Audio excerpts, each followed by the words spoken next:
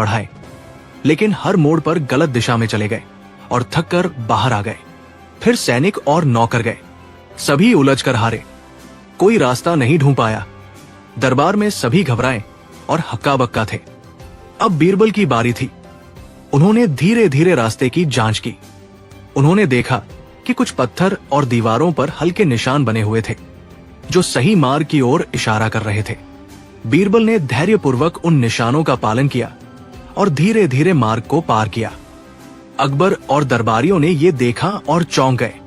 उन्होंने पूछा, बीरा बिरबल, ये कैसे संभव हुआ? बीरा बिरबल मुस्कुराए और बोले, हुजूर, इस मार्ग में कोई जादू नहीं था। ये केवल भ्रम और जल्दबाजी से भरा हुआ था। जो धैर्य और समझदारी से चलता है वही इसे पार कर सकता है। अकबर हंसते हुए बोले, बीरबल, तुम्हारी बुद्धि वाकई अद्भुत है। लो, ये इनाम तुम्हारे लिए। बीरा बिरबल ने मुस्कुराते हुए कहा, हुजूर, जीवन में भी यही बात है। जो जल्दबाजी और डर में निर्णय लेता है वो उलझ जाता है। जो धैर्य और बुद्धि से चलता है वही हर कठिनाई को पार करता है। उस दिन के बाद महल में ये कहावत फैल गई, धैर्य और समझदारी से हर उलझा हुआ रास्ता आसान हो जाता है। कहानी दो बीरबल और खोई हुई मोती की माला। एक समय की बात है, बादशाह अकबर अपने महल में बैठे थे। वो अपने बहुमूल्य खजानों का निरीक्षण कर रहे थे।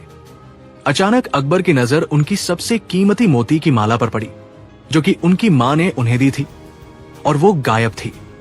अकबर चौंक गए और जोर से बोले, बीरबल, मेरी सबसे कीमती माला कहाँ है?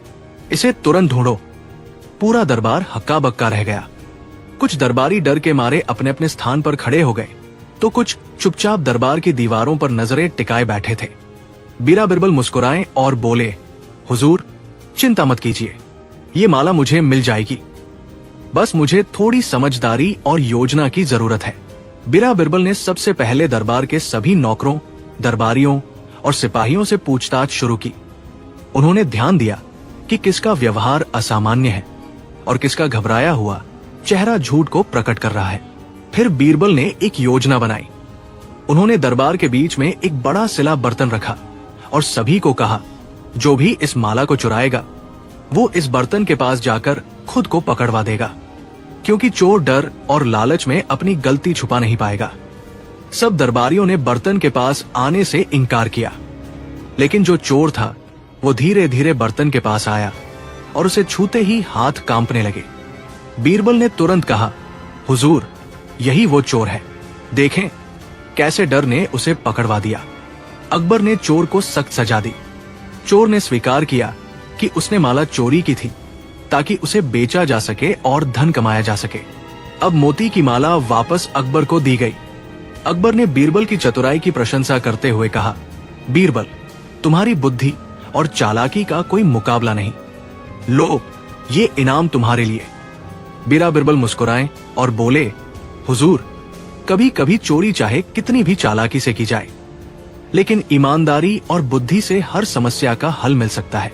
उस दिन से दरबार में ये कहावत फैल गई, चालाकी से चोरी हो सकती है, लेकिन बीरबल की बुद्धि उसे उजागर कर देती है। कहानी 3 बीरबल का अद्भुत पुलाव, जिसने दरबार को हिला दिया। एक बार की बात है, गर्मी का मौसम था और बादशाह अकबर अपने महल के बगीचे में बैठे पसीना पोंछ रहे थे।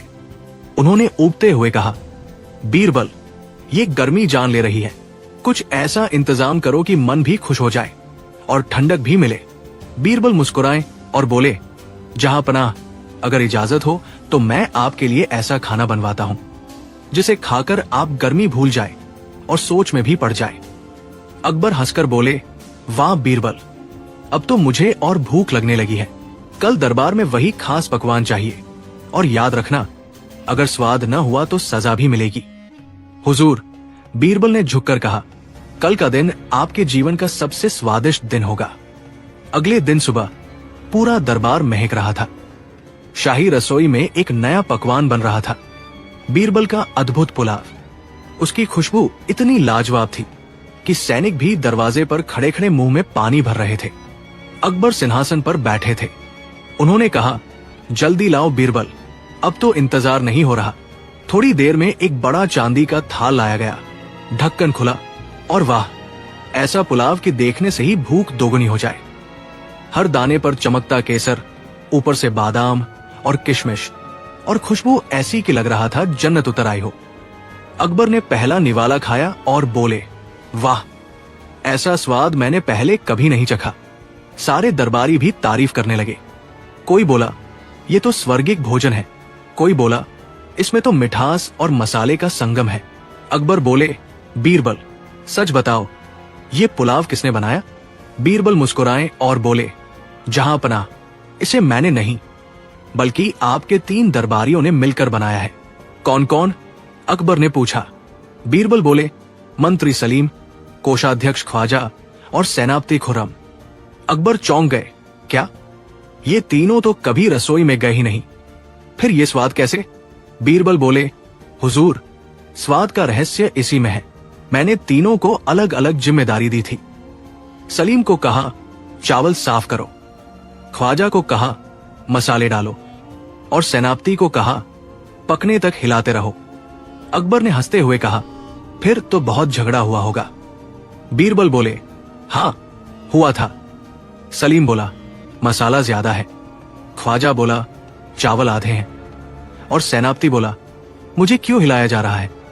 लेकिन मैंने कहा, अगर आप सब साथ काम नहीं करेंगे तो ये पुलाव अधूरा रहेगा। फिर सबने मिलकर काम किया और ये पुलाव तैयार हुआ। अकबर मुस्कुराए, तो तुम्हारा मतलब है स्वाद एकता में है? बीरबल ने हंसते हुए कहा, बिल्कुल जहांपनाह। अगर राज्य के मंत्री, सैनिक और व्यापारी सब साथ काम करें तो देश भी ऐसे ही सुगंधित बनेगा जैसे मसाले, चावल और मेहनत मिलकर इस पुलाव को लाजवाब बनाते हैं। अकबर ने प्रभावित होकर कहा, बीरबल, तुमने तो एक पुलाव से राज्य की राजनीति समझा दी। बीरबल झुककर बोले, जहांपनाह, रसोई और राज दोनों में फर्क बस इतना है, अगर एक भी मसाला कम हो जाए तो स्वाद बिगड़ जाता है। अकबर ने हंसते हुए कहा, आज से ये पकवान शाही मेन्यू में रहेगा और इसका नाम होगा एकता का पुलाव। लेकिन कहानी यही खत्म नहीं हुई। रात को जब अकबर ने दोबारा वही पुलाव मांगा तो बीरबल ने चुपचाप वही रसोई में फिर से बनवाया, लेकिन इस बार सिर्फ एक रसोइये से। जब अकबर ने खाया तो उन्होंने कहा, बीरबल, आज का पुलाव ऐसा स्वाद नहीं दे रहा।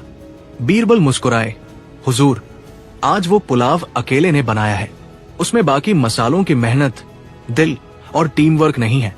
अकबर ने सिर हिलाया और बोले, मतलब साफ है, काम कितना भी अच्छा क्यों न हो, अगर सब मिलकर करें तो उसका स्वाद कई गुना बढ़ जाता है। बीरबल बोले, जहांपनाह, जैसे पुलाव में हर दाना जरूरी है, वैसे ही राज्य में हर इंसान।